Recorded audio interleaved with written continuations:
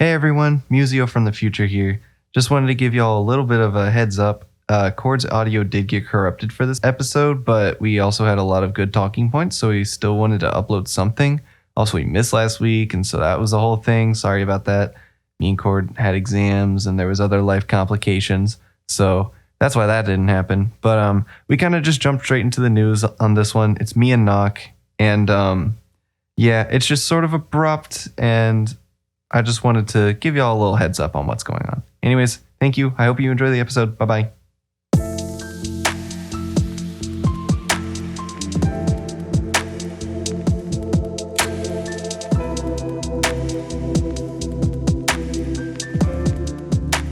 Hello, everybody, and welcome back to the Meme and Die podcast, where Cord, that was such a late clap sync. That was so far behind. I heard that. Dude. Anyways, let's move on. So let's do some news stuff. First things first is Final Fantasy 14, aka I guess the Squeenix team who runs that game, has created NPCs to run dungeons with you. Usually this is something that, you get other players to do with you.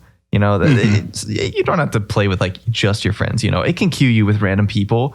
But now there's like set NPCs to do it with, which I think is so counterintuitive to what an MMO is. Yeah, I think that's a weird decision. I understand if like you're playing the game alone, maybe you just want to be left alone from other people. But like, icky, and I don't like it. I think it's ridiculous. I think this has to be something that was created to appease more of a Japanese crowd, Asian crowd.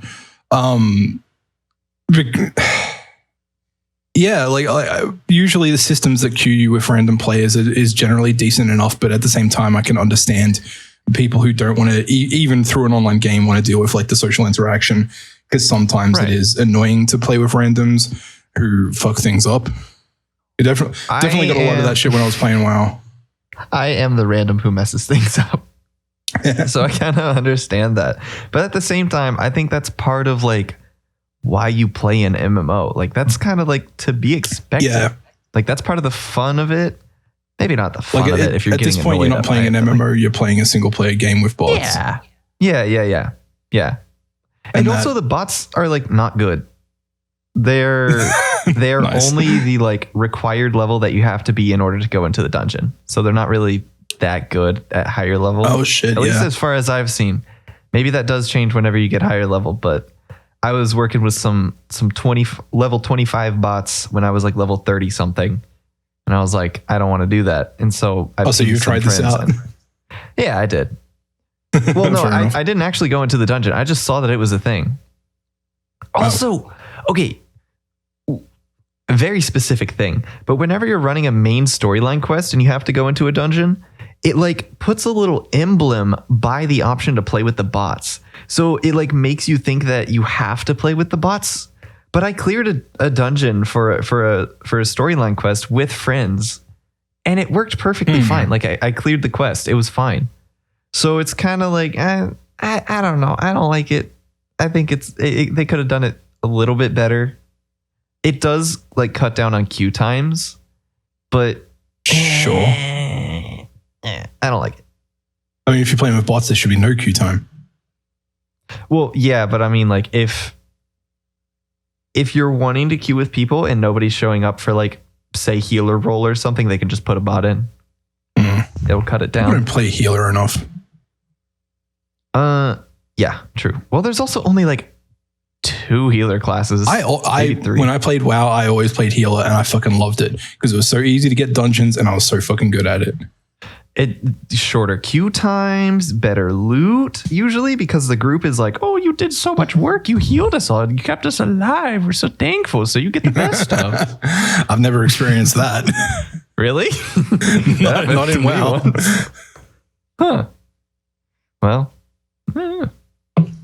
Anyways, rant over. This is kind of old news at this point. Man, I'm honestly trying to remember all the shit that I remembered for it because I didn't really write too much down about it. There was some report came out. I think Bloomberg did it. Just get the big main idea. Yeah. They're planning on making the 50% revenue share apply to everybody, cutting a lot of people down from 70 down to 50%. Oof. So that's going to be a big pay cut for a lot of people. I don't know. Was the 50% thing like the default for a while, and there were a lot of people like grandfathered into 70%? That was the one thing I was a little bit unclear about. So that's interesting. And didn't we hear recently there was like a lot of people moving from Twitch to YouTube now? I know. Was it Sykkuno? Sykkuno did. Oh yeah, he did. That was a big deal. Actually, that was actually kind of massive. I was really not expecting that. There were others. That's right. Yeah. Toast. Yeah. I was watching this video today about this extension that's like a Chrome / Firefox / Edge extension that what's his name? Ludwig has a lot to do with. That looks like it really kind of makes what was it called? Truffle now? They renamed it. Truffle. And the way that kind of like fixes a lot of issues with the YouTube gaming streams and the live streams there, that looks really interesting. It would be great to see YouTube incorporate that stuff into like main YouTube streaming. But that would be pretty good. Still, for me, I feel like what would really, really help YouTube is if they just had a dedicated website for streaming. Yes. That wasn't called YouTube Gaming, because it's not just gaming. Like there's other forms of entertainment that are live that are done. That's why Twitch isn't called like Twitch Gaming. It's just Twitch. If they called it like YouTube Streaming, maybe that would work. Yeah, like if there was like literally a YouTube Gaming.com or something like that had pretty much all the features you would expect out of Twitch, but with like a lot of these integrations between YouTube Gaming and YouTube.com that kind of like commingle a lot of the features, a lot of the code base. That would definitely help them a lot. Like specifically, I was watching that same video that Ludwig did and talking about how hard it was to actually raid somebody else on YouTube. It's absurd. Oh yeah. The amount of steps you have to take and the amount of restrictions there is to be able to even actually do that. Yeah.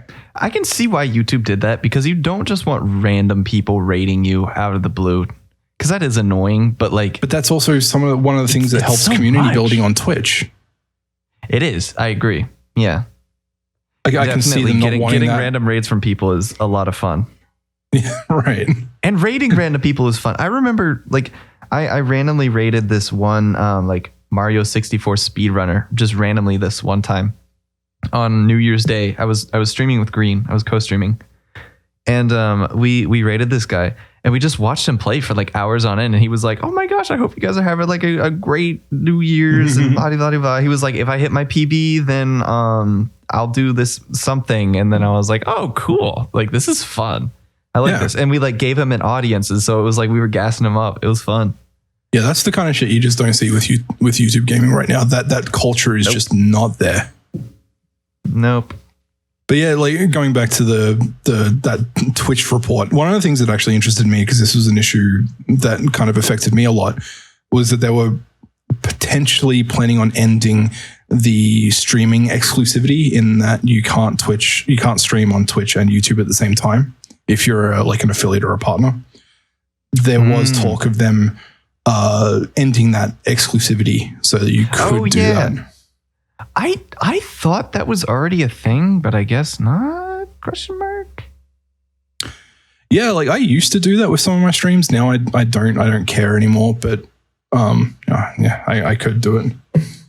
But yeah, there's also kind of other shit that's not as important, like them incentivizing running more ads on Twitch streams.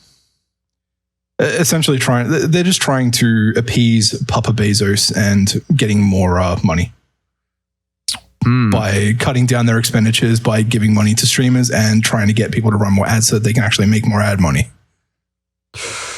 Apparently Twitch isn't making as much money as they want it to. No, they're definitely not. I honestly think that I would agree with that. which is kind of bad. That kind of sucks, but it is the truth. Because I think they've made less money as the years have gone on, if I remember correctly. I think. Or maybe it was just this past year where they lost money. I can't remember. But yeah, because they keep fucking up and losing good streamers. Yeah. Yeah. I mean, honestly, I think that's a big part of it is that they lose like big personal streamers. Like they have big like corporate streams, like big like company names, like some of them are on Twitch. Like a lot of esports are still on Twitch and they're bigger on Twitch than they are on YouTube. But other than that, like whenever you start losing creators like crazy, which they are, I would be panicking if I was somewhere in the like head team of Twitch. God, I could just imagine them like making a deal and getting Dr. Disrespect back on Twitch. That would be insane. No, they would never. No way. I don't even think they would, but it would be funny. It would be funny. Let's move on to something that's really, really big for me and also the rest of the Smash Ultimate community. I don't know if you guys heard about this, you two, I mean, but there was a presentation from Gimmer, who is a big, like, I guess, like researcher of Smash games, also, a player, whatever. Host of tournaments. He has I can't remember what he has a Gimmer lab, I can't remember. Gimmer's Garage. No, that's not it. I don't remember what it's called, but he had a presentation this week where he presented a quote unquote new tech in Smash Ultimate. It's called slingshotting. And without getting super duper technical, it basically means, or basically what it is you can switch your direction while keeping your aerial momentum. So never mind. I'm not going more in depth than that. That's going to get too complicated. But the fun thing about this whole thing is that, first of all, Gimmer was not the first person to discover this. There was somebody else who he did properly credit, who had found the trick out like earlier in Ultimate's release, I believe all the way back in 2018. And second, he had a live stream going that was supposed to be the presentation of this tech. And apparently he got too nervous. And so he just started looping this song called Back to the Lab Again from Dexter's Lab, which was hilarious. Because if you don't know, labbing in fighting games is like whenever somebody like super analyzes some character or mechanic in their game. It's kind of like going back to the drawing board with like figuring out like, oh, how do I play and like stuff like that. But we call it labbing. But it was just stuck on that screen, and it was really big hype because Gimmer saying like, oh, new meta changing tech in Ultimate, I'm making a presentation on it. You get excited. Like that's a big thing. So that happened, and then he didn't give the presentation. And so it was like, dude, what the heck? And he was like, haha, sorry. And then he gave the presentation, and guys, the meta has not been the same for days. It's not ever going to change back. I'm pretty sure that what wave dashing was for Melee, slingshotting is for Ultimate. Because it is that game changing. And it is a really good way to like, it's a really good skill check. Like it's a good new skill, like the way to differentiate the good players from the bad players, I guess. Like Ultimate has a new skill floor, I guess, which is super cool to see happen. It's honestly some of the coolest stuff. And honestly, the tech isn't too hard. It's definitely like, I don't know. I don't know how to use it yet because nobody makes guides on Corrin because of course they don't. I'm sad. But there's been a lot of clips of people utilizing it, and it's game changing. It's game changing. It's insane. So there's your big Smash news. It was wild. I'm so excited to see what competitive Ultimate has for the coming years because it just changed so much. It's cool seeing shit like this come out of like completely nowhere. People just like the same with like speedrunning techniques, and just like you find that People randomly finding this. Like, there was that the video of the chick doing fucking, what was it, Mario 64 or something, and like jumping up the stairs backwards or something and just sliding all the way up the stairs. Backward long jumps, BLJs. Yeah, that it's just hilarious and really cool seeing like people come up with these brand new things that just changes the game. Yeah. I'm very happy about it though, because I think for the longevity of Ultimate, this is great. This is amazing. Like it means that this game, like it's had a revival, certainly in this year. In 2022, the game had a revival for sure. But now, during like the height of this revival, we're getting new tech. Like that, it's so exciting. It is. And you haven't had the chance to try it out yet? Excited. Yes, I can get it semi-consistently. I wouldn't rely on it at all, right, in bracket at my skill level, but I'm not good at the game, so back to the lab again. Oh no, back to the lab again. We messed up. Back to the lab again. Okay, I'm sorry. I'm done. Anyways, Noc. Gravity. How does it work? This is, oh God. So I've been playing a game that is probably one of my favorite games of all time. Very old game. This game is Ragnarok Online. So I am incredibly passionate about this game and all the things that are currently happening with this game. But I understand at the same time that like nobody understands a fucking thing. So this is a 20-year-old game at this point. Gravity, for the longest time, so Gravity is the company that made the game. They're based out of South Korea. There has been official servers across the world that people play on. A lot of different countries kind of run semi-autonomously a little bit. They kind of handle things on their own, but Gravity, the company, is still kind of like overseeing a lot of it. And from pretty early on, like this game came out in 2002, and since like at least 2004, 2005, people had reverse engineered the way servers worked, and they made their own private servers. And they were, for the most part, depending on who ran them, just as good as official servers, if not better, because they were free. And Gravity never cared. They ran their shit. They did everything and never cared about private servers. And so, question, sure, for posterity's sake, Gravity is the company that owns Ragnarok? Yeah, it's a weird business model that they kind of have. Is they made the game, and I believe Gravity runs the Korean servers, and then they license out the server software to other companies that operate them as official servers in other countries. Okay, gotcha. And then you have private servers that operate outside of that using reverse engineered software to essentially run whatever fucking servers they want to and operate them however they want to without Gravity interfering. It's technically illegal to an extent. But for the last 20 years, Gravity has never really done anything in terms of trying to fight private servers for the most part. On the 20th of April, Gravity put out a notice on at least there is a main kind of international server called IRO. They put out an announcement on that server saying that Gravity is planning on fighting private servers. And they have 7 open lawsuits against certain private server operators. Which is just very strange that they do this 20 fucking years after the game has come out and has long since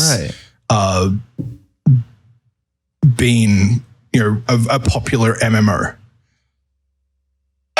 So yeah, I started playing this game recently over the last 2 weeks.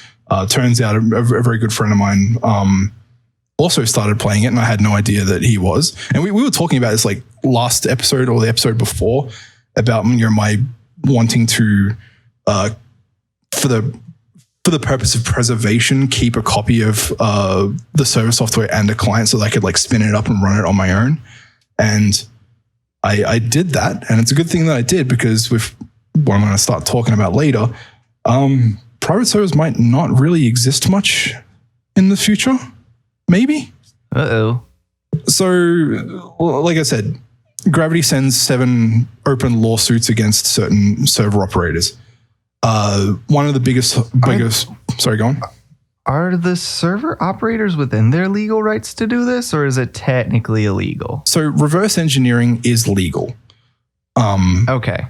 What is not legal is a lot of the artwork that they use on their server websites is technically, is technically intellectual property of Gravity. The actual client of the game is intellectual property of Gravity.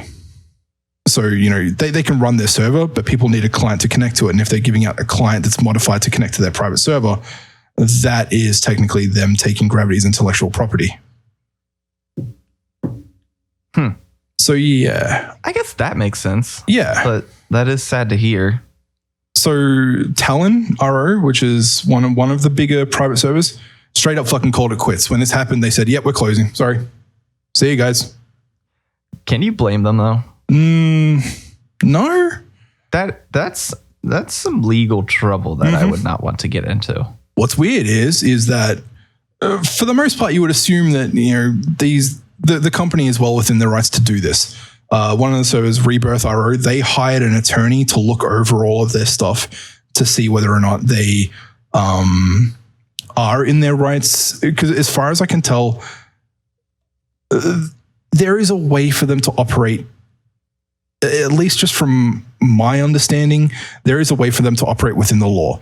If they don't use any pirated artwork, and perhaps all that they upload in terms of allowing people to connect to it is their own software that modifies potentially Gravity software to connect to the private server, then technically, like if they don't have a download on their website that downloads the actual Ragnarok Online client, and they just maybe have a download that sort of modifies an RO client, then maybe they could get around certain, like they're not technically using any of their intellectual property because all they're using is the server software and some software that modifies an official client to connect to it, I guess.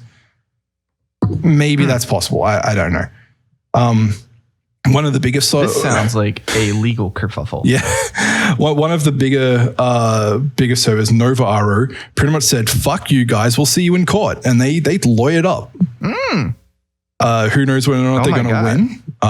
But the weird thing is that Nova RO and I think Rebirth RO as well, they essentially actually straight up fucking make money with this game. Like they have paid donation items, cash shop shit.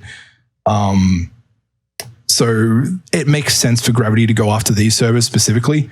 The server that I played on, Origins, they are completely donationless. Like they will not accept donations at all. They completely run off of the money of the people who run it, which is interesting because they sent out a thing saying, we're shutting down temporarily while we change to a new owner and we're going to change our name. Which is cool because at least with Origins, at least I haven't wasted much time if they're planning on actually coming back. What I find, and this is totally just a conspiracy theory that I had, is that they're not actually changing owner. They're just it's what the owner did is pretty much came up with a new persona, a new username on Discord, and said, "Oh yeah, we're changing owner to this guy because maybe like." You can find out who he is in real life so that Gravity could sue them maybe. Because when the announcement came out, like I looked at the account of the person who is supposedly the new owner of this server, and that account was freshly made. Like when you click on when you click on the user's name, it says like this person is new to Discord. Send them a message. So I thought that was a little bit suspicious. But if that's what it takes to allow a server to run, because like there are still World of Warcraft private servers, and you would expect that a company like Blizzard could legally, with the fucking lawyers that they have could take down private servers, and they weren't able to. This is completely anecdotal, but as far as I know, they started hosting WoW private servers in a country where if you sent them a copyright notice or a lawsuit, they would fax back a picture of their balls.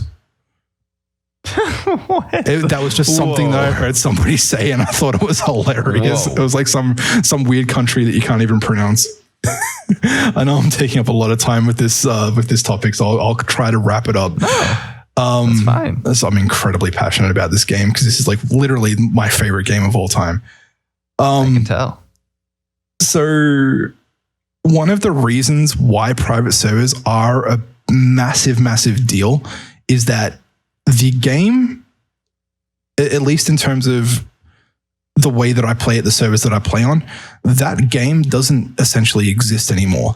Gravity has turned that game into a fucking cash grab, microtransaction, pay to win fucking shithole. And the game that I used to know and love just straight up doesn't exist anymore. So these private servers are literally the only way to have that experience now. Wow. Like for people who understand it, when Renewal came out, there was this thing called Ragnarok Renewal. They extended the level cap from 99 to like 180 something. They added these completely new classes, which were, it was just power creep shit. Then there's all the cash shop stuff that just sucks. It's a completely different game. They've completely broken it. The design decisions that they made have been horrible. And it was good. It was one of those things where it's like, if it isn't broken, don't fix it. And at least with what Gravity's done with their other games, they've made an NFT game now based off of Ragnarok. They've made these other weird Ragnarok microtransaction cash grabs. These games fucking suck. And yeah, like Ragnarok Classic pre-renewal is the best it's ever been, and they don't have that anymore. The only way to play it is to play on private servers, and now they're shutting them all down. Jeez. Wow. That was a long one. Yeah. I feel like we all in the past 20 minutes like had our rants, but that one was the longest. Well deserved too. That is like, I guess it's not like technically petty, but it is greedy that they would do that. The thing that sucks, that hurts me, is that they are well within their right to do this. They're well within their right to completely ruin it for people who are having fun. Because yeah, it's their intellectual property. I understand that, but there are many people who are definitely, at least me personally, are willing to pay money like it used to be. Like when I started playing this game, literally in 2004, 2003, they had Australian servers back then. They don't anymore. When they had that, they had it in beta a lot, and I played for free it was like a free open beta for like maybe a year or something. I don't know what the time frame was. And when they went from open beta to official release, they're like, hey, you guys need to pay up now. And I got my mom to fucking pay me $10 a month to pay them $10 a month to play this game. And I loved it. I had so much fun. And right now I would pay money to play the game in the format that it was back then. If there were official servers that would do this, I would play it. And there are so many people out there that aren't just going to play the official servers because the private servers got shut down. They're not going to go anywhere. They're just going to pack it up and fucking leave. Go play Lost Ark or something. Because they don't want to play. Lost Ark is where the refugees end up? That's what I've been seeing in the Discord. There's a lot of people like, okay, what the fucking game do I play now? And it's like, yeah, Lost Ark's pretty good, I've heard. I've been considering playing it. I told Rachel about it. I'm like, hey, you want to give this a shot? And she's like, yeah, sure. Come to Final Fantasy 14. It's so much better. Yeah, maybe. Maybe. Lost Ark is free to play there. Oh, okay. That's different. But yeah, it's a fucking mess. Oh my God. All right. I feel like we're about ready to close this off, are we? Does anybody have any final qualms that they want to state? There was one more thing about the Ragnarok thing that I completely forgot to mention. I'm sorry. It'll be a short thing because it's more about Twitch than it is anything else. Apparently, when Gravity started doing all this bullshit, sending lawsuits out to people and shit for running servers, they sent DMCA notices to people playing private services on Twitch, Twitch, and they were trying to get people banned off of Twitch for streaming private servers. That sucks. Yeah. Oh my god. That's so petty. Oh my god. Yeah, it is. Girl. All right, now I'm done with it. Now I'm done with it. Sorry. No, that's annoying. All right, let's send her off though with some socials. Cord, give us your socials.